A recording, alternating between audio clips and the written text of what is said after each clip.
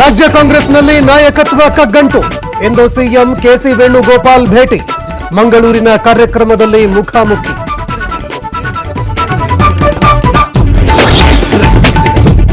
ಅಧಿವೇಶನ ಹೊತ್ತಲ್ಲೇ ಬೆಳಗಾವಿ ವಿಭಜನೆ ಕೂಗು. ಗೋಕಾಕ್ ಜಿಲ್ಲೆ ರಚನೆ ಮಾಡುವಂತೆ ಆಗ್ರಹಿಸಿ ಇಂದು ಬಂದ್. ಶೂನ್ಯ ಸಂಪಾದನಾ ಮಠದಲ್ಲಿ ನಡೆದ ಸಭೆಯಲ್ಲಿ ತೀರ್ಮಾನ. ಕಬ್ಬಿನ ಟ್ರ್ಯಾಕ್ಟರ್ಗೆ ಹಿಂಬದಿಯಿಂದ ಕಾರು ಡಿಕ್ಕಿ. ಕಾರಿನಲ್ಲಿ ಇದ್ದ 4 ಸ್ಥಳದಲ್ಲೇ ಸಾವು.